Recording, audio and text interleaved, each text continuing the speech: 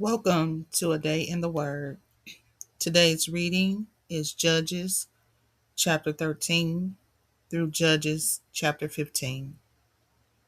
Judges chapter 13. Again, the people started doing what the Lord said was wrong. So the Lord allowed the Philistines to rule over them for 40 years. There was a man named Manoah from the city of Zorah. He was from the tribe of Dan. Manoah had a wife, but she was not able to have any children. The angel of the Lord appeared to Manoah's wife and said, "You have not been able to have children, but you will become pregnant and have a son. Don't drink any wine or any other strong drink. Don't eat any food that is unclean, because you are pregnant, and you will have a son. He will be dedicated to God in a special way. He will be a Nazirite, so you must never cut his hair. He will be God's special person from before he is born. He will save the Israelites from the power of the Philistines." Then the woman went to her husband and told him what had happened. She said, "A man of God came to me. He looked like the angel of God. He frightened me. I didn't ask him where he was from, and he didn't tell me his name. But he said to me, 'You are pregnant and will have a son. Don't drink any wine or other strong drink. Don't eat any food that is unclean, because the boy will be dedicated to God in a special way. The boy will be God's special person from before he is born until the day he dies.'" Then Manoah prayed to the Lord. He said, "Lord, I beg you to send the man of God to us again. We want him to teach us what we should do for the boy who will soon be born." God heard Manoah's prayer. The angel of God came to the woman again. She was sitting in a field, and her husband Manoah was not with her.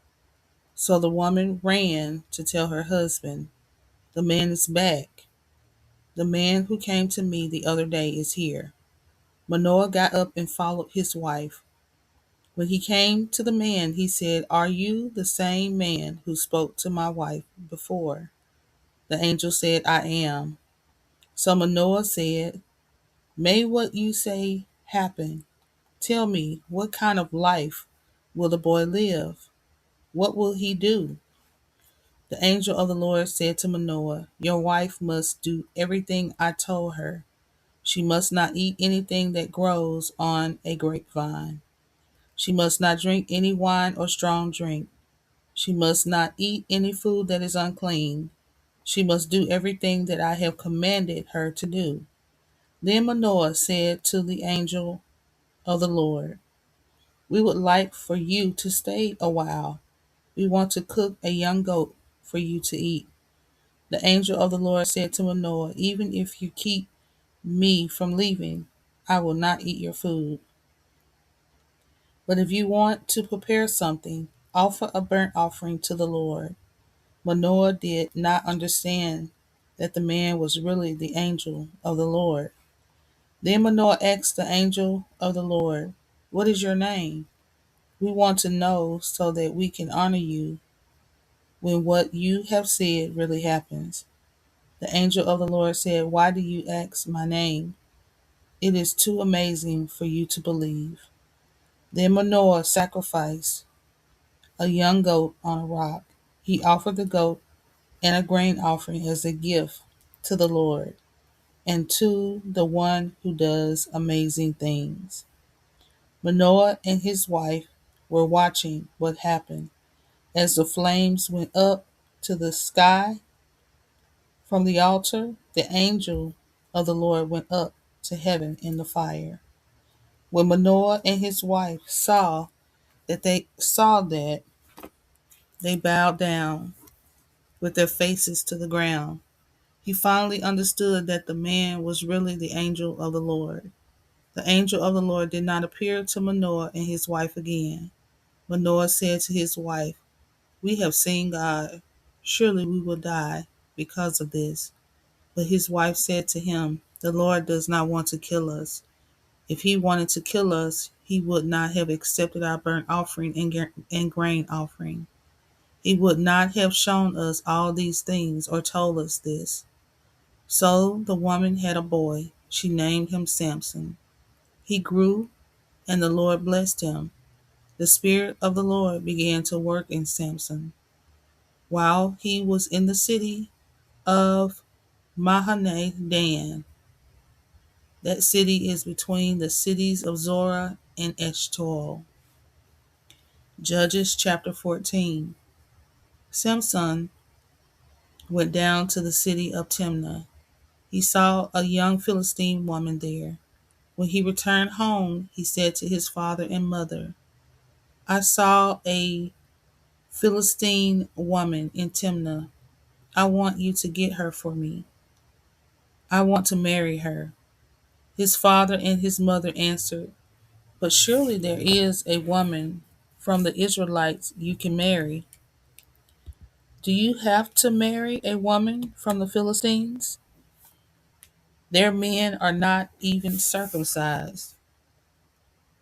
But Samson said, "Get that woman for me. She is the one I want." Samson's parents did not know that the Lord wanted this to happen. He was looking for a way to do something against the Philistines.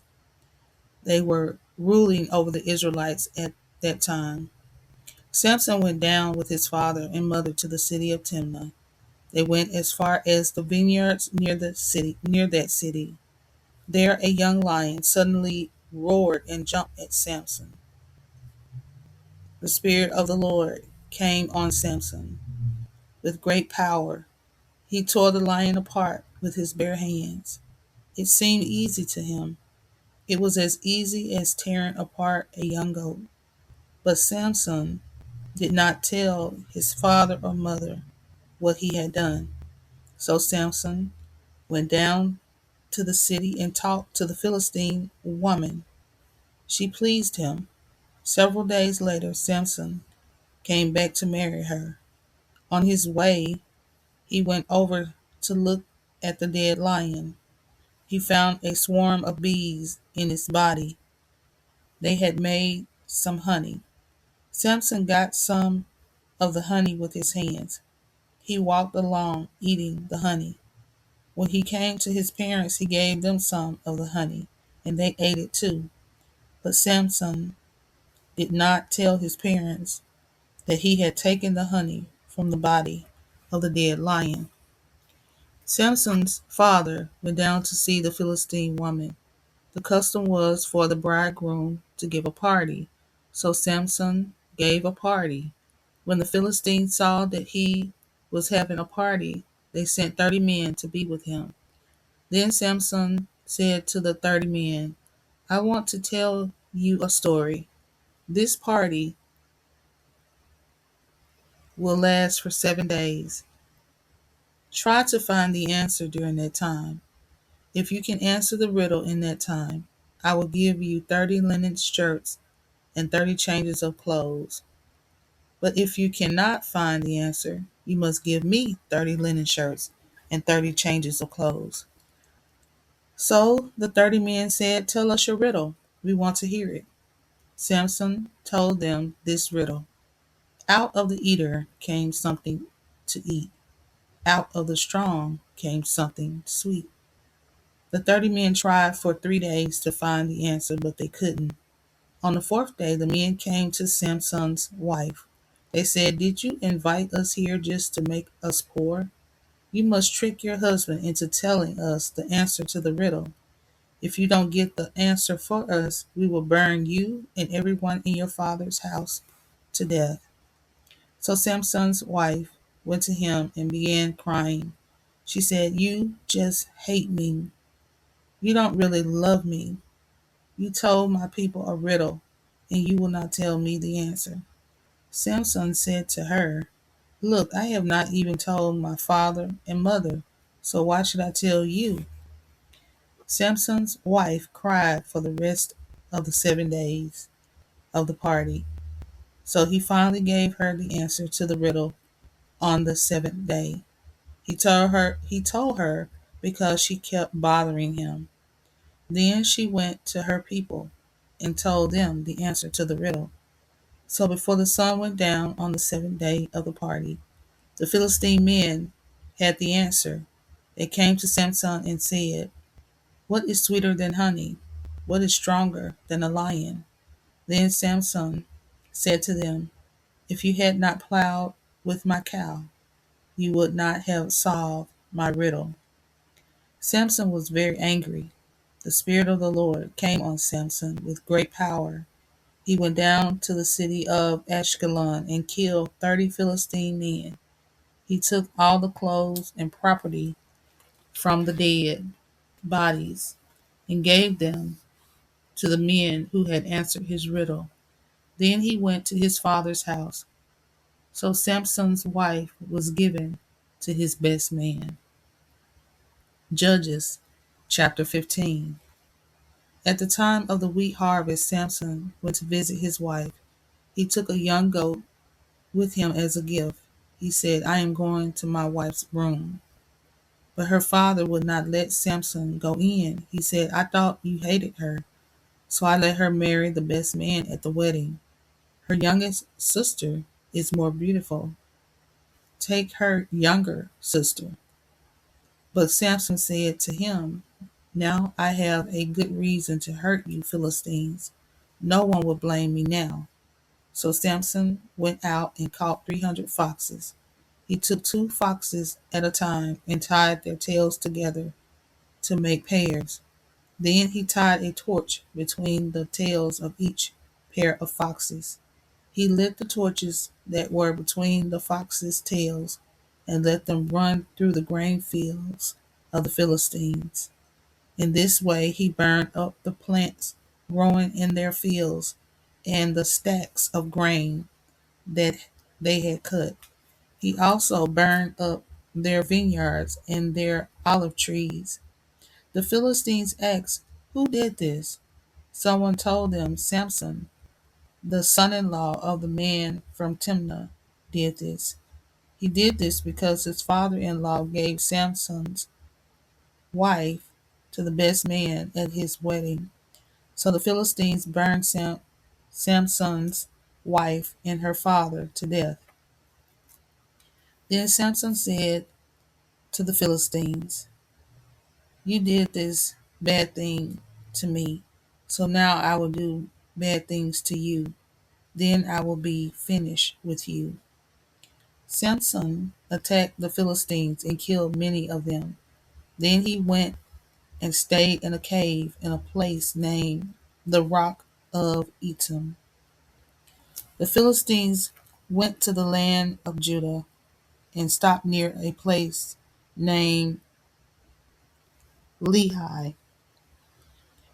Their army camped there. The men of the tribe of Judah asked them, "Why have you Philistines come here to fight us?" They answered, "We have come to get Samson. We want to make him our prisoner. We want to punish him for what he has done to our people." Then 3,000 men from the tribe of Judah went to the cave near the rock of Etam and said to Samson, "What have you done to us? Don't you know that the Philistines rule over us?" Samson answered, "I only punished them for what they did to me." Then they said to Samson, "We have come to tie you up. We will give you to the Philistines." Samson said to the men from Judah, "Promise me that you yourselves will not hurt me." The men from Judah said, "We agree. We will just tie you up and give you to the Philistines. We promise that we will not kill you." So they tied Samson with 2 new ropes and led him up from the cave in the rock. When Samson came to the place called Lehi, the Philistines came to meet him. They were shouting with joy. Then the Spirit of the Lord came on Samson, with great power. Samson broke the ropes. They were like burned strings falling from his arms, and the ropes on his hands seemed to melt away. Samson found a jawbone of a dead donkey and killed 1,000 Philistine men with it. Then Samson said, "With the donkey's jawbone I killed 1,000 men. With the donkey's jawbone I piled them into a tall pile." When Samson finished speaking, he threw the jawbone down. So that place was named Ramath Lehi. Samson was very thirsty, so he cried to the Lord. He said, "I am your servant. You gave me this great victory. Please don't let me die from thirst now. Please don't let me be captured by men who are not even circumcised." There is a hole in the ground at Lehi. God made that hole crack open and water came out. Samson drank the water and felt better. He felt strong again. So he named that water spring En Hakkore. It is still there in the city of Lehi today. Samson was a judge for the Israelites for 20 years during the time of the Philistines. Thank you for joining A Day in the Word Bible in a Year series. Please subscribe, like, comment, and don't forget to turn on that notification bell. Until next time, shalom.